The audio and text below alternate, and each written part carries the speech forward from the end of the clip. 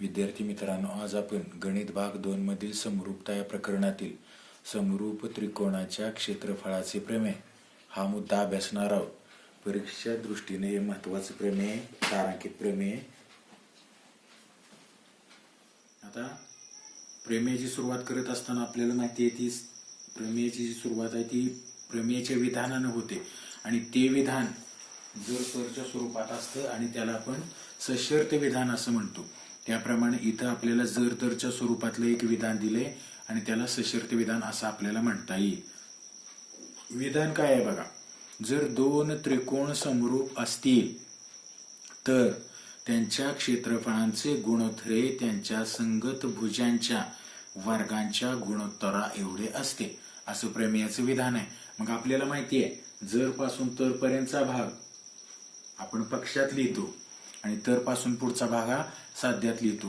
या विधानावरून आणखीन एक गोष्ट लक्षात येते आपल्याला, त्याप्रमाणे त्याची आकृती काढता येते, प्रमेयाची आकृती काढता येते.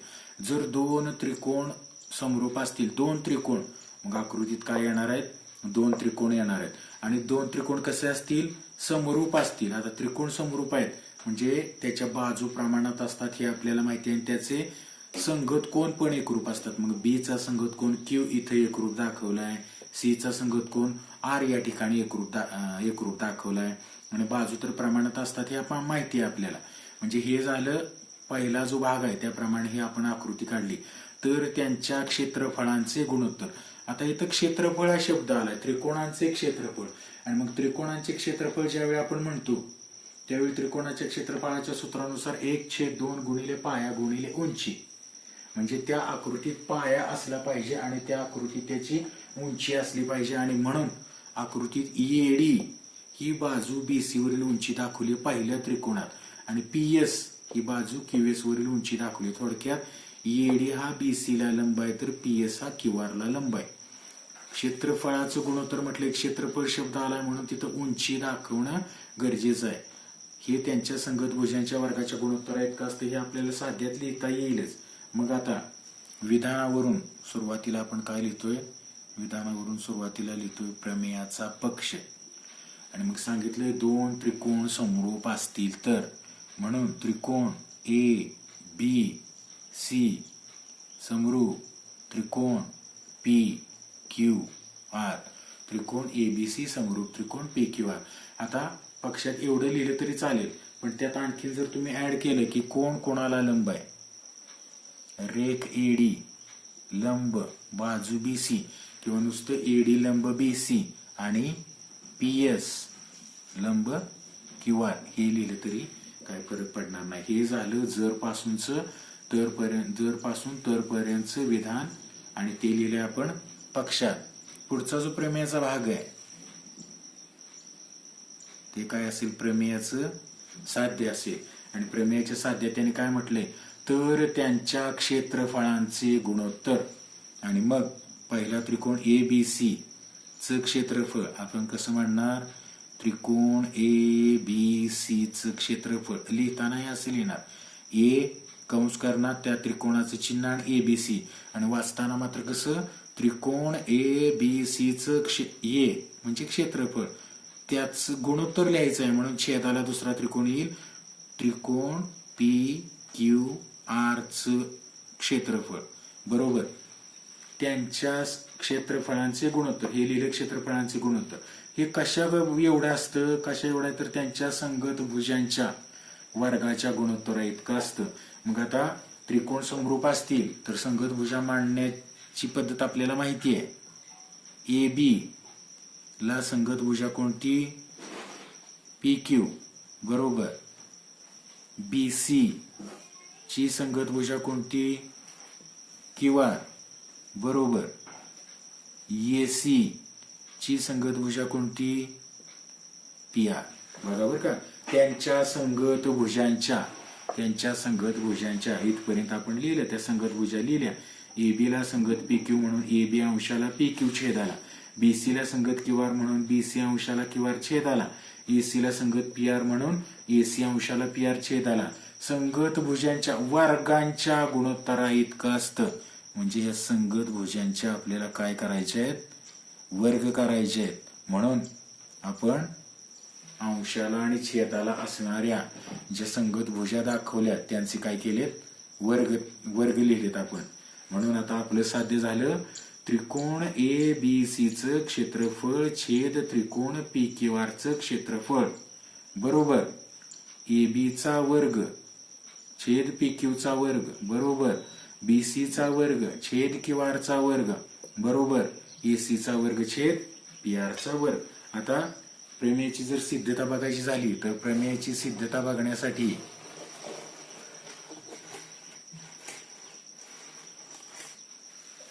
प्रमेयाच्या सिद्धतेत आपण जी सुरुवात करणार आहे ती त्रिकोणाच्या क्षेत्रफळापासून सुरुवात करणार आहे. आणि म्हणून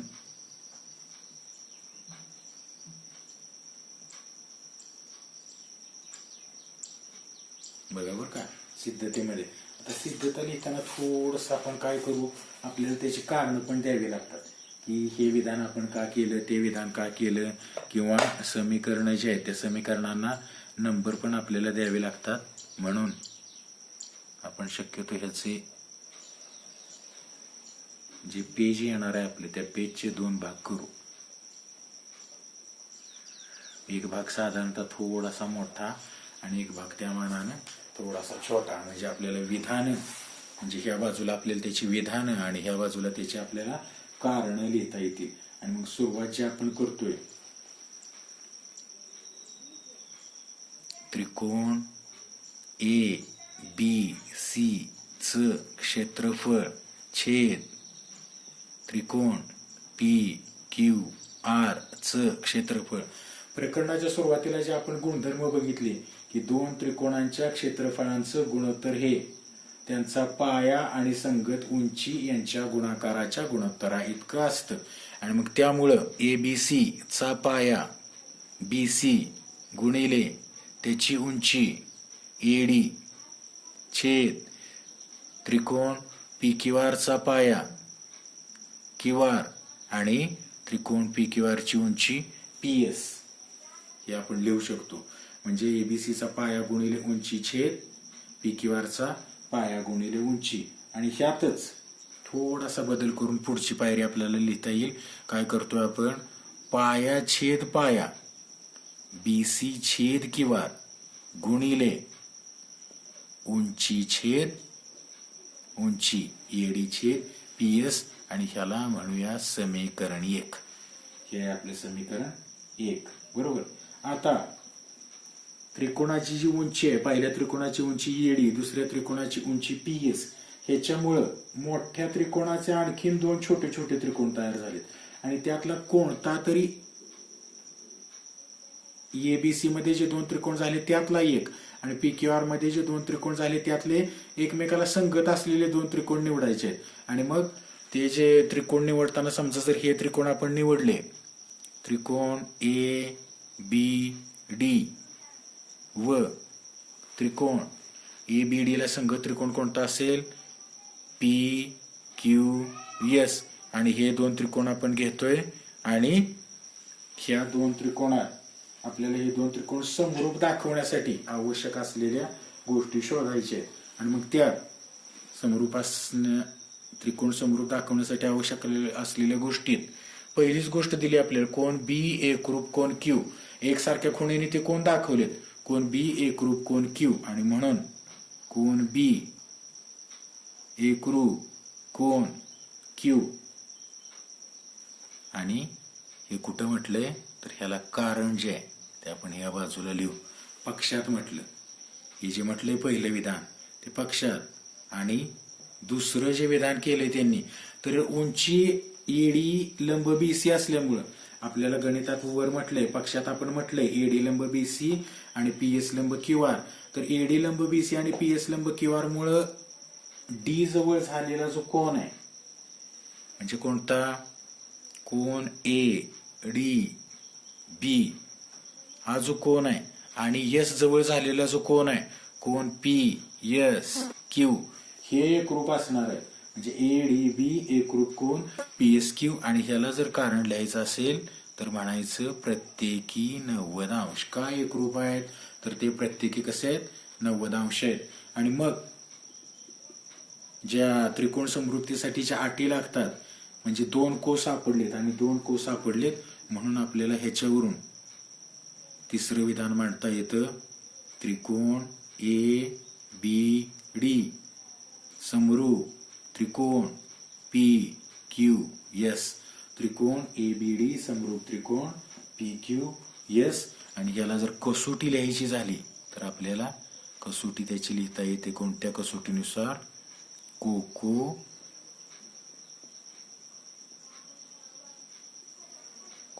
कसोटीनुसार. हे 2 त्रिकोण समरूप आहेत किंवा कोको समरूपता कसोटीनुसार हे 2 त्रिकोण समरूप आहेत.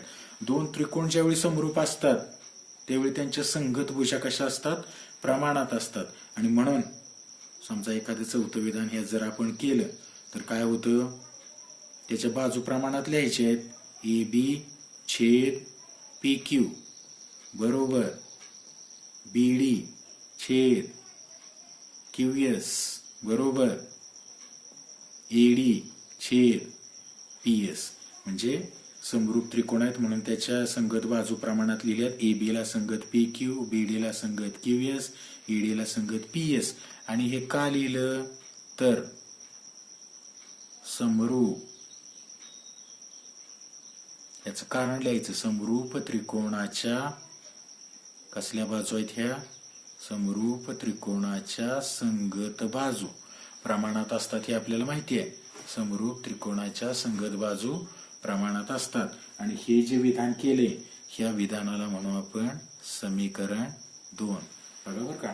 पुस्तकात देताना एडी छेद पी एस आणि एबी छेद पी क्यू दिलाय. एडी छेद पी एस आणि एबी छेद पी क्यू आणि पुस्तकात देताना दिला एबी छेद पी क्यू आणि एडी छेद पी एस. हे मधलं गुणोत्तर त्यांनी दिलेलं नाही. लिहिले तरी काय फरक पडत नाही. आणि मग हे झाले समीकरण 2. आता आपल्याला पक्षात सांगताना सांगितले की त्रिकोण ए बी सी समरूप त्रिकोण पी क्यू आर. पुढचं विधान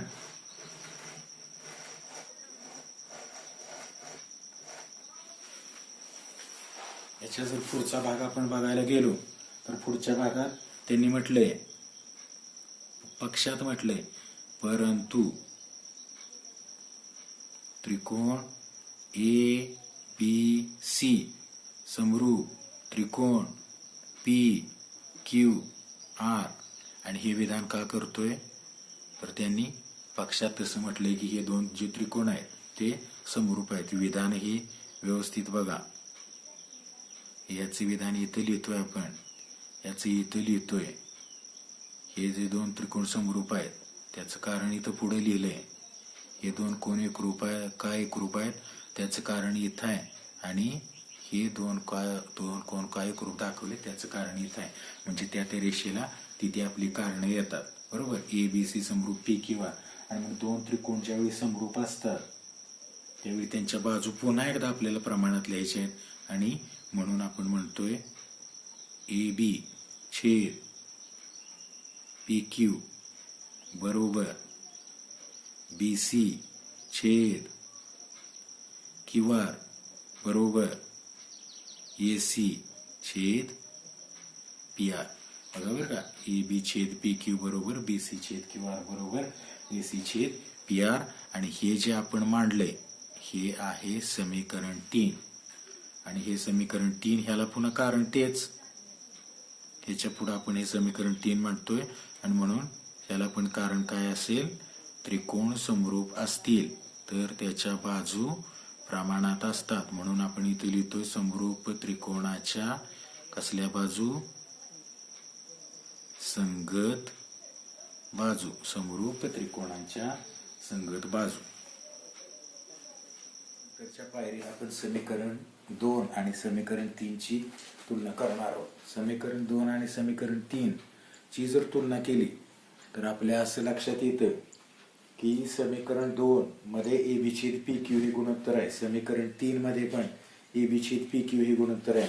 आणि ज्या अर्थी समीकरण 2 आणि समीकरण 3 मध्ये ए बी छेद पी क्यू गुणोत्तर आहे त्यामुळे समीकरण 2 मधली ही गुणोत्तर म्हणजे फळ्यावर लिहितोय आता आपण. समीकरण 2 मधलं ए बी छेद पी क्यू बरोबर बी डी छेद पी एस बीडी छेद पी एस बरोबर बीडी छेद क्यू एस बरोबर एडी छेद पी एस. ही जी तीन गुणोत्तर आहेत ही तीन गुणोत्तर समीकरण 3 मधल्या ए बी छेद पी क्यू या गुणोत्तराबरोबर असणार आहे. आणि ए बी छेद पी क्यू 2 मध्ये पण आहे, ए बी छेद पी क्यू 3 मध्ये पण आहे. त्यामुळे तो आपण रिपीट करणार नाही. आणि म्हणून राहिलेली जी दोन गुणोत्तर आहेत बी सी छेद क्यू आर, बी सी छेद क्यू आर बरोबर ए सी छेद पी आर अशी एकूण 5 गुणोत्तर एकमेकाबरोबर दाखवणार आहेत. आणि ह्याला आपण म्हणणार आहे समीकरण 4. समीकरण 4 कसं तयार केलं? समीकरण 2 आणि समीकरण 3 ची तुलना करून. वाटल्यास इथं म्हणायचं असेल तर म्हणायचं समीकरण 2 व 3 वरून, समीकरण 2 व 3 वरून. पुस्तकात हे जे समीकरण आहे आपण आता तयार केलेलं त्याचा कुठेही उल्लेख केलेला नाही. पण आपली जी सिद्धता मिळवायची आपल्याला, त्या सिद्धता मिळवण्यासाठी ह्याचा कुठेतरी आपल्याला उपयोग होणार आहे. आणि म्हणून आपल्या सोयीसाठी आपण हे 4थं समीकरण तयार करतोय. आता पुढं काय करायचंय? पुढं सगळ्यात सुरुवातीला जे आपण पहिलं समीकरण घेतलंय तर ते पहिलं समीकरण पुन्हा एकदा इथं रिपीट करून घ्यायचं आहे आपल्याला. पहिलं समीकरण काय आहे? त्रिकोण P Q A B C चं क्षेत्रफळ, त्रिकोण ए बी सी चं क्षेत्रफळ छेद त्रिकोण पी क्यू आर चं क्षेत्रफळ. आणि यात आपण ते समीकरण मिळवलं बी सी छेद क्यू आर गुणिले एडी छेद पी एस. बी सी छेद क्यू आर गुणिले एडी छेद पी एस. आणि हे जे घेतलंय हे कुठून घेतलंय? समीकरण 1 वरून, किंवा हे समीकरण 1च आहे जे घेतलंय ते. म्हणजे पाया छेद पाया गुणिले उंची छेद उंची असे समीकरण घेतलं आपण. आता ह्याच्यावरून आपल्याला पहिलं साध्य मिळेल बी सी छेद क्यू आर, तसाच कॅरी करतोय आपण खाली बी सी छेद क्यू आर गुणिले. आता आपल्याला जे साध्य मिळवायचं आहे त्या साध्यात बी सी वर्ग छेद क्यू आर वर्ग हे एक गुणोत्तर आहे. आणि म्हणून एडी छेद पी एस इथं जो दिसतोय एडी छेद पी एस, या एडी छेद पी एस कोणाबरोबर आहे? 4थ्या समीकरणात बी सी छेद क्यू आर बरोबर आहे. आणि म्हणून एडी छेद पी एस बद्दल पण आपल्याला काय लिहिता येईल? बी सी छेद क्यू आर. आणि गणिताच्या नियमानं अंश अंश अंश अंशाचा गुणाकार बी सी गुणिले बी सी, बी सी चा वर्ग छेदाछेदांचा गुणाकार क्यू आर गुणिले क्यू आर, क्यू आर चा वर्ग हे आपल्याला मिळतं. आणि हे कुणा बरोबर आहे? त्रिकोण ए बी सी च क्षेत्रफळ छेद त्रिकोण पी क्यू आर च क्षेत्रफळ. म्हणजे जे साध्य आहे आपलं त्या साध्यातला एक भाग आपल्याला मिळतोय बी सी वर्ग छेद क्यू आर वर्ग. आता काय करायचंय आपल्याला? समजा बी सी वर्ग छेद क्यू आर वर्ग मिळालाय, साध्यातला आपल्याला ए बी वर्ग छेद पी क्यू वर्ग मिळवायचंय. ए बी वर्ग छेद पी क्यू वर्ग. तर काय करणार? पुन्हा हेच रिपीट करणार. पुन्हा बी सी छेद क्यू आर गुणिले एडी छेद पी एस हे पहिले समीकरण इथे लिहून घेणार खाली. आणि बी सी छेद क्यू आर, बी सी छेद क्यू आर बद्दल लिहिणार ए बी छेद पी क्यू, कारण बी सी छेद क्यू आर आणि ए बी छेद पी क्यू हे गुणोत्तर सारखं आहे. तसंच एडी छेद पी एस बद्दल पण लिहिणार ए बी छेद पी क्यू. आणि एडी छेद पी एस बद्दल पण ए बी छेद पी क्यू, बी सी छेद क्यू आर बद्दल पण ए बी छेद पी क्यू. आणि तो जर गुणाकार केला अंशांशाचा छेदाछेदाचा तर आपल्याला मिळेल ए बी वर्ग छेद पी क्यू वर्ग, ह्याचा वर्ग आणि ह्याचा वर्ग मिळेल. तसंच तिसऱ्या गुणोत्तरात हे पण मिळेल आपल्याला ए सी वर्ग छेद पी आर वर्ग. आणि म्हणून त्या 3 गुणोत्तरातलं एक गुणोत्तर सिद्ध केलं की परत डायरेक्ट काय म्हणायचं तिथं?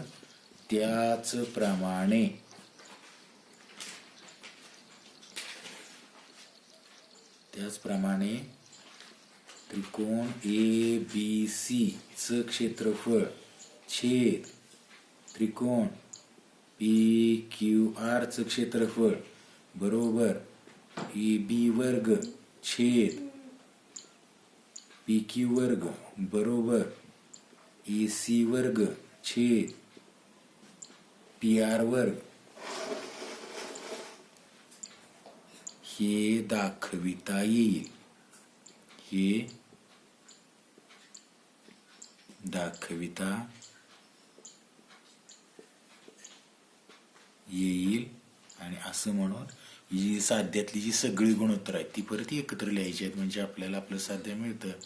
त्रिकोण ABC च क्षेत्रफळ छेद त्रिकोण PQR च क्षेत्रफळ बरोबर AB चा वर्ग छेद PQ चा वर्ग बरोबर BC चा वर्ग छेद QR चा वर्ग बरोबर AC चा वर्ग छेद PR चा वर्ग हे साध्य आपल्याला मिळतं.